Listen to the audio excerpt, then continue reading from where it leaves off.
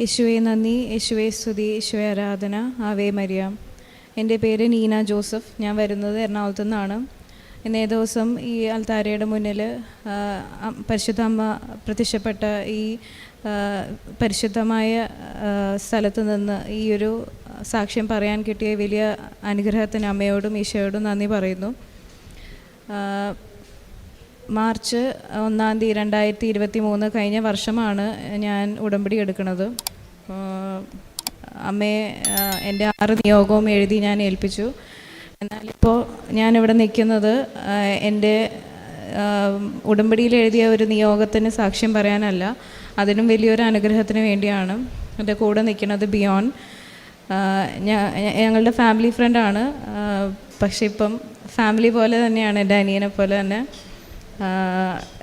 ഈ വർഷം ജാനുവരി 18, 2024 ബിയോണിന് ഒരു വലിയ ആക്സിഡൻറ്റ്, കോളേജിൽ നിന്ന് തിരിച്ച് വരുമ്പോൾ ഒരു വലിയ ആക്സിഡൻ്റ് ഉണ്ടായി. സ്കൂട്ടറിൽ വരുന്ന വഴി വണ്ടി ഇടിക്കുകയും വണ്ടിക്കടിയിൽ പോവുകയും ആ സമയം മുതലേ ക്രിട്ടിക്കലായിരുന്നു.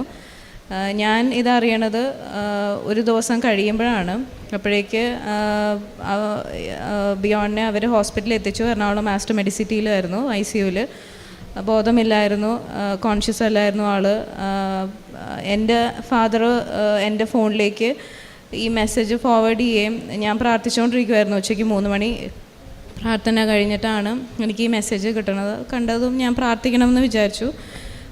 അത് കഴിഞ്ഞ് ആണ് എൻ്റെ അടുത്ത് പറയണത്, ഇത് ഞങ്ങളുടെ ഫാമിലി ഫ്രണ്ടിൻ്റെ മകനാണ് ആക്സിഡൻ്റ് ആയേക്കണേ എന്നുള്ളത്. പെട്ടെന്ന് തന്നെ ഭയങ്കര ഒരു വിഷമം തോന്നി, ഒരു സങ്കടം, നമ്മുടെ ആർക്കും എന്തോ പറ്റിയ പോലത്തെ ഒരു വിഷമം തോന്നി. ഞാനത് അറിയണത് ഒരു ദിവസം കഴിഞ്ഞിട്ടാണ്.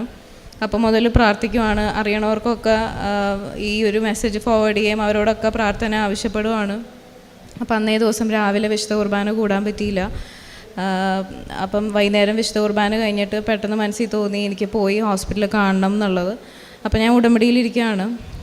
അങ്ങനെ ഞാൻ ഹോസ്പിറ്റലിൽ പോകാൻ തീരുമാനിച്ചു. എൻ്റെ കയ്യിൽ ഉടമ്പടി തൈലം ഉണ്ടായിരുന്നു, പിന്നെ എൻ്റെ കാശുരൂപവും, ഞാനല്ലാതെ ഇവിടെ നിന്ന് മേടിച്ചിരുന്ന കാശുരൂപങ്ങളും എൻ്റെ കയ്യിലുണ്ടായിരുന്നു. അപ്പം ഞാനതൊരു വെന്തിങ്ങയിൽ ആ കാശുരൂപം ഇട്ട് അത് കയ്യിലെടുത്തു. മാതാവിൻ്റെ ഒരു ഫോട്ടോ ഇവിടെ നിന്ന് മേടിച്ചതും എൻ്റെ കയ്യിലുണ്ടായിരുന്നു. ഇതെല്ലാം ആയിട്ട് ഞാൻ അന്ന് ഹോസ്പിറ്റലിൽ ചെന്നു, അതായത് ആക്സിഡൻറ്റ് നടന്നതിൻ്റെ 2 ദിവസം കഴിഞ്ഞിട്ട്. അപ്പോൾ അതുവരെയും ആൾ കോൺഷ്യസ് അല്ല, തിരിച്ച് കിട്ടാനൊരു സാധ്യതയില്ല എന്ന് പറഞ്ഞൊരു കണ്ടീഷനിലായിരുന്നു. 5% ഡോക്ടർ പറഞ്ഞിരുന്നത്. അതിലൊരു ഹോപ്പും ഉണ്ടായിരുന്നില്ല. ഇതൊന്നും എനിക്കറിയില്ലായിരുന്നു. ഞാൻ വളരെ കുറച്ച് വിവരങ്ങൾ അറിഞ്ഞുകൊണ്ടാണ് അവിടെ ചെല്ലണത്. ഞാൻ ചെല്ലുമ്പോൾ രാത്രി ഏകദേശം 8-9 മണിയായിരുന്നു. ICUവിൽ ഇത്രയും ക്രിട്ടിക്കലായി കിടക്കണ ഒരവസ്ഥയിൽ ഒരിക്കലും അവർ കയറ്റില്ല. പക്ഷേ എന്തോ കാരണത്താൽ ഞാൻ പ്രാർത്ഥിച്ചു, അമ്മ ആഗ്രഹിക്കുന്നുണ്ടെങ്കിൽ എന്നെ അവിടെ കയറ്റണം, ഞാൻ മാത്രമല്ല എൻ്റെ കൂടെ അമ്മയും വരണം എന്ന് തന്നെ ഞാൻ പ്രാർത്ഥിച്ചു. അങ്ങനെ അവിടെ ചെന്ന് കഴിഞ്ഞപ്പം ഒരാളെ അവർ കയറ്റുള്ളൂ. അപ്പം എന്നെ ഒറ്റയ്ക്കാണ് അവരകത്തേക്ക് കയറ്റിയത്. എൻ്റെ കയ്യിൽ ഉടമ്പടി തൈലം ഉണ്ടായിരുന്നു, എൻ്റെ കാശുരൂപം ഉണ്ടായിരുന്നു, പിന്നെ എൻ്റെ ഈ ഫോട്ടോ, കൃപാസന മാതാവിൻ്റെ ഒരു ഫോട്ടോയും ഞാനിവിടെ നിന്ന് മേടിച്ച ആ ഒരു ചെറിയൊരു കാശുരൂപവും ഉണ്ടായിരുന്നു. ഞാനകത്ത് ചെന്ന് ബിയോണിൻ്റെ പേര് വിളിക്കുമ്പം ബിയോൺ മനസ്സിലാവണില്ല, കേൾക്കണില്ല. 2 തവണ വിളിച്ചു, കേട്ടില്ല. പിന്നീട് ഞാൻ അവിടെ നിന്ന് പ്രാർത്ഥിക്കുകയും ഈ തൈലം നെറ്റിയിലും നെഞ്ചിലും 2 കൈയുടെ അകത്തും 2 കാലിലും കുരിശ് വരച്ചു. എന്നിട്ട് എൻ്റെ കാശുരൂപം നെഞ്ചിൽ വെച്ച് പ്രാർത്ഥിച്ചു. പിന്നീട് ഈ കൃപാസന മാതാവിൻ്റെ ഫോട്ടോയും ആ വെന്തിങ്ങയും പില്ലോ സൈഡിൽ, തലയുടെ സൈഡിൽ വെച്ചിട്ട് ബെഡ് സൈഡ് നേഴ്സിനോട് അത് അവിടെ നിന്ന് മാറ്റരുത്, അത് അവിടെ ഇരിക്കണം എന്ന് പറഞ്ഞ് പ്രാർത്ഥിച്ച് ഞാൻ ഇറങ്ങി വന്നു. ഞാൻ ഇറങ്ങി വന്നിട്ട് ഞാൻ ആൻറ്റിയോടും അങ്കിളോട് സംസാരിച്ചു. അവൻ കുഴപ്പമില്ല, തിരിച്ചു വരും, ഞാൻ ഇവിടെ വന്ന് അവനെ കൂട്ടി സാക്ഷ്യം പറയും എന്നാണ് ഞാൻ അമ്മയോട് പറഞ്ഞേക്കണേന്നാണ് പറഞ്ഞത്. പിറ്റേ ദിവസം രാവിലെ, ഞാനിത് തന്നെയായിരുന്നു പ്രാർത്ഥിച്ചുകൊണ്ടിരുന്നത്. പിറ്റേ ദിവസം രാവിലെ ഞാൻ അറിയണത്, എന്നെ അങ്കിളെ വിളിച്ച് പറയണതും അവൻ പെട്ടെന്ന് കോൺഷ്യസ് ആയി. 2 ദിവസമായിട്ടും കോൺഷ്യസ് അല്ലാതെ, ഒരു റെസ്പോൺസും ഇല്ലാതെ, നമുക്ക് തിരിച്ച് കിട്ടില്ല എന്ന് പറഞ്ഞ് 5% ചാൻസ് പറഞ്ഞിരുന്ന ഒരാൾ പിറ്റേ ദിവസം പെട്ടെന്ന് കോൺഷ്യസ് ആവുകയും അവൻ്റെ ലങ്സിൽ എയർ കയറിയിട്ട് ന്യൂമോതൊറാക്സ് എന്ന് പറയും. അപ്പം എയർ പുറത്തേക്ക് പോകാൻ പറ്റാത്ത, റിലീസ് ചെയ്യാൻ പറ്റാത്തൊരവസ്ഥയായിരുന്നു. അപ്പോൾ അത് ട്യൂബിട്ട് കളയേണ്ടി വരും എന്ന് പറഞ്ഞു. പക്ഷെ അതും തനിയെ റിലീസായി. Brain flu, CSF leak, brain ഫ്ലൂയിൻ്റെ ലീക്ക് ഉണ്ടായിരുന്നു. അപ്പോൾ അതിൻ്റെ ഒരു കോംപ്ലിക്കേഷൻ അവരാദ്യമേ പറഞ്ഞിരുന്നു. അപ്പം അങ്ങനെയാണെങ്കിൽ സർജറി ചെയ്യാനും പറ്റില്ല എന്ന് പറഞ്ഞു, കാരണം മുഖത്ത് മൾട്ടിപ്പിൾ ഫ്രാക്ചറായിരുന്നു.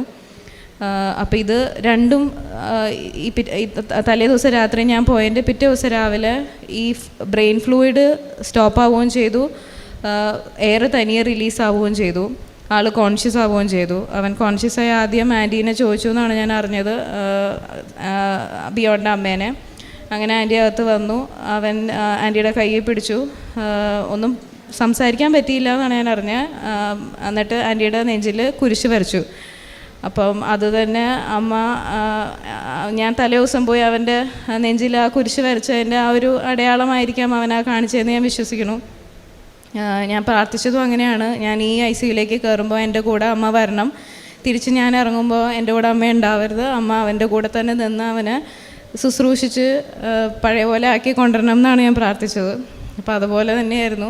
പെട്ടെന്ന് തന്നെ ഇത്രയും റെസ്പോൺസ് വന്നപ്പം ഡോക്ടേഴ്സ് പറഞ്ഞു നമുക്ക് സർജറി ചെയ്യാമെന്ന് പറഞ്ഞു. അങ്ങനെ പെട്ടെന്ന് സർജറി ചെയ്യുമായിരുന്നു. പിറ്റേ ദിവസം രാവിലെ, സൺഡേ ആയിരുന്നു, ഒരു 6-7 മണിക്കൂറിൻ്റെ സർജറി. മുഖത്ത് ഇഷ്ടംപോലെ ഫ്രാക്ചർ ഉണ്ടായിരുന്നു, അതുപോലെ കയ്യിലും കാലിലും ഒക്കെ മസിൽ ടയർ ഉണ്ടായിരുന്നു. അതെല്ലാം ഒരു സർജറിയിൽ തന്നെ അവർ എല്ലാം ഒരേ ദിവസം തന്നെ ചെയ്തു. പിന്നീട് അവർ വീണ്ടും ICUലേക്ക് ഷിഫ്റ്റ് ചെയ്തു. ആൾ ബെറ്ററായി വന്നിട്ടുണ്ടായിരുന്നു, പക്ഷേ ചെറിയൊരു ബ്രീതിങ് ട്രബിൾ ഉണ്ടായിരുന്നതുകൊണ്ട് വീണ്ടും വെന്റിലേറ്ററിലേക്ക് കയറ്റേണ്ടി വരുമെന്ന് പറഞ്ഞു. അപ്പോൾ ഒരു ദിവസം കയറ്റി, അന്ന് വീണ്ടും ഞാൻ വന്നു പ്രാർത്ഥിച്ചു, ഇതുപോലെ തന്നെ കാശ് രൂപമൊക്കെ വെച്ച് പ്രാർത്ഥിച്ചു. നെക്സ്റ്റ് ഡേ അവൻ വീണ്ടും ഓക്കെ ആയി.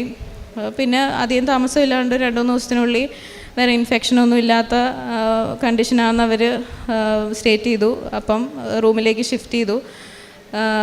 18 ദിവസം കൊണ്ട് അവൻ ഡിസ്ചാർജ് ആവുകയും ചെയ്തു. ഇത് വലിയൊരു അനുഗ്രഹമാണ്, കാരണം ഒരിക്കലും ഇയാളെ തിരിച്ച് കിട്ടുമെന്ന് പ്രതീക്ഷയല്ല. വണ്ടിക്ക് അടിയിൽ പോയി പോണ വഴിക്കുമൊക്കെ ബ്ലഡ് ഛർദ്ദിച്ചുകൊണ്ടിരുന്ന ആളാണ്. അപ്പോൾ അങ്ങനെ അത്രയും ഒരു ക്രിട്ടിക്കൽ അവസ്ഥയായിരുന്നു. പിന്നെ ഇത് കഴിഞ്ഞിട്ടായാലും ഡോക്ടേഴ്സ് പറഞ്ഞത് അറ്റ്ലീസ്റ്റ് 3 മാസമെങ്കിലും എടുക്കും ആളെ പഴയ അവസ്ഥയിൽ തിരിച്ച് കിട്ടാമെന്ന്. പക്ഷെ 1 മാസം കൊണ്ട് തന്നെ ആൾ എല്ലാം ചെയ്തു തുടങ്ങി. പഴയ ഒരു നമ്മുടെ നോർമൽ സ്റ്റേറ്റിലേക്ക് ആൾ തിരിച്ചെത്തി. കഴിഞ്ഞ ദുഃഖവെള്ളിക്ക് തലേ ദിവസം മലയാറ്റൂർ പോയി കുരിശൊക്കെ എടുത്ത് കുരിശ് മല കയറി. അങ്ങനെ ഒത്തിരി വലിയൊരു അനുഗ്രഹമാണ് ഈശോയും അമ്മയും കൂടി തന്നത്. രണ്ടാമത്തെ എനിക്ക് കിട്ടിയ ഒരു വലിയ അനുഗ്രഹം എന്ന് പറയുന്നത്, ഞാനിവിടെ വന്ന് ഉടമ്പടി എടുത്ത് ആദ്യം ഞാൻ ഈശോയോട് പ്രാർത്ഥിച്ചത് എനിക്ക് മുട്ടുകുത്തി പ്രാർത്ഥിക്കാൻ പറ്റണേ എന്നുള്ളതാണ്. കാരണം അതിനു മുന്നേ ഓൾമോസ്റ്റ് ഒരു 4 ഇയേഴ്സോളം എൻ്റെ നീ ഇഞ്ചേർഡായിരുന്നു. അപ്പം അത് കാരണം എനിക്ക് മുട്ടുകുത്താൻ പേടിയായിരുന്നു. അപ്പം മുട്ടുകുത്തി പ്രാർത്ഥിക്കാൻ പറ്റുമോ എന്നുള്ളതായിരുന്നു. അപ്പോൾ ഇവിടെ വന്ന് ഉടമ്പടി എടുത്ത് ഞാൻ ആദ്യം പ്രാർത്ഥിച്ചത് അതാ, എനിക്ക് പ്രാർത്ഥിക്കാൻ പറ്റണം, അപ്പോൾ എനിക്ക് മുട്ടുകുത്താൻ പറ്റണം എന്നുള്ളതാണ്. ഞാൻ മാർച്ചിൽ കഴിഞ്ഞ വർഷം ഉടമ്പടി എടുത്തു. ഏപ്രിലിൽ തുടങ്ങി എനിക്ക് അത് സാധിക്കാൻ തുടങ്ങി. എത്ര നേരം വേണമെങ്കിലും എനിക്ക് മുട്ടുകുത്തി പ്രാർത്ഥിക്കാനും ജപമാല ചെല്ലാനും ഒക്കെ സാധിക്കുമായിരുന്നു. ഇന്ന് വരെയും അതങ്ങനെ തന്നെ സാധിച്ചു.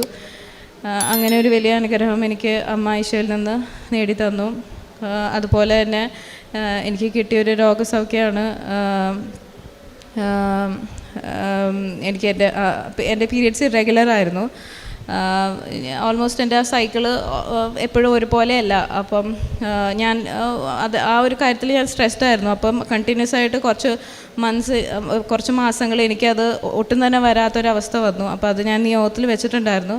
അപ്പോൾ ഒരു ദിവസം ഉടമ്പടി ധ്യാനം കണ്ടുകൊണ്ടിരിക്കുമ്പോൾ, ഞാൻ ഉടമ്പടി എടുത്തതിന് ശേഷം 2 ആഴ്ച കഴിഞ്ഞപ്പോൾ ഉടമ്പടി ധ്യാനം കണ്ടുകൊണ്ടിരിക്കുമ്പം 7th ജൂലൈ എന്നൊരു ഡേറ്റ് എനിക്കിങ്ങനെ പെട്ടെന്ന് മനസ്സിൽ വന്നു. ആ ദിവസം കറക്റ്റായിട്ട് ആ 7th ജൂലൈയിൽ തന്നെയാണ് എൻ്റെ ഈ സൈക്കിൾ കറക്റ്റായത്. ജൂലൈ 7, 2023. അന്ന് മുതൽ ഇന്ന് വരെ ഇപ്പോൾ 1 വർഷമായിട്ടും എനിക്കത് കറക്റ്റായിട്ട് തന്നെ വന്നിട്ടുണ്ട്. ഞാൻ ഉടമ്പടി തൈലം വെച്ച് കുരിശ് വരച്ച് പ്രാർത്ഥിക്കുമായിരുന്നു. പിന്നെ